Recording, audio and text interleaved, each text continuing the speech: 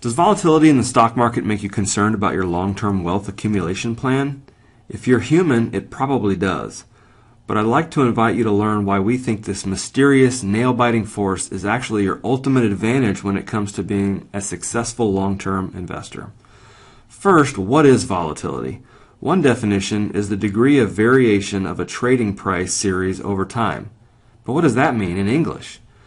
We use the term volatility when the stock market is quickly moving up and down in price. Of course, everyone is most concerned when the movement causes prices to be lower. We found that putting volatility into a historical perspective often helps alleviate these concerns, though. According to the J.P. Morgan Guide to the Markets, the average intra-year decline of the S&P 500 is 13.9% since 1980. However, during those 39 years that are complete, the S&P 500 finished with a positive return in 29 of them and had an average return of 8.4%. If you knew you could return 8.4% on average for the next 39 years, would you want to invest? Of course, nobody knows what the future holds, and we can't even invest directly in the S&P 500. But we think this historical context is important when thinking about volatility. Next, I would like to discuss how volatility is actually something you can take advantage of when it comes to being a successful long-term investor. First, let's say that a great way to build wealth is to have a long-term wealth accumulation plan where you invest a portion of your income each month in order to be able to use it for a purpose in the future, such as retirement. In order to take advantage of the compounding effect of wealth building, it is better to save money into an investment monthly than build up cash for years and then put it into an investment all at once.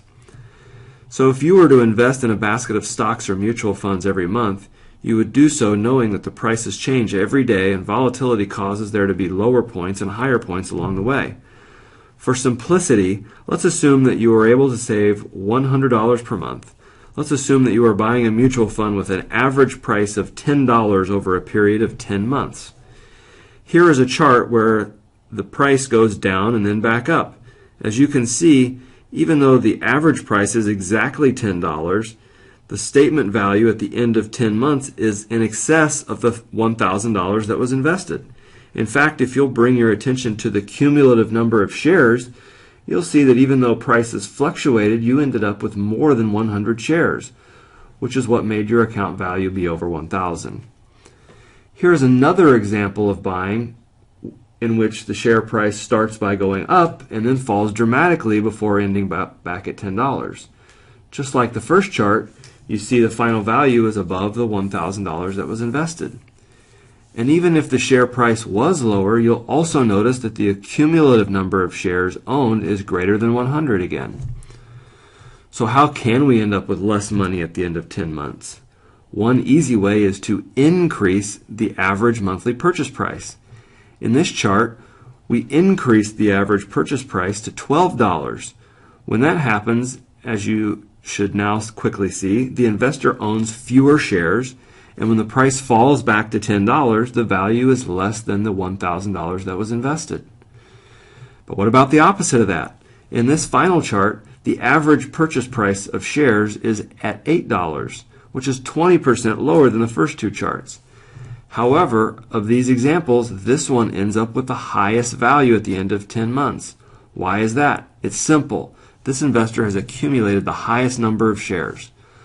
So, the moral of the story is that the number of shares you ultimately purchase has a bigger impact on your investment return than volatility does. In the case of the previously mentioned S&P 500 over the last 39 years, when over multiple decades the share price rises over time despite periods of volatility with lower prices in between, that is a great way to compound wealth. Hopefully this short video will cause you to look at volatility differently if you're a long-term investor.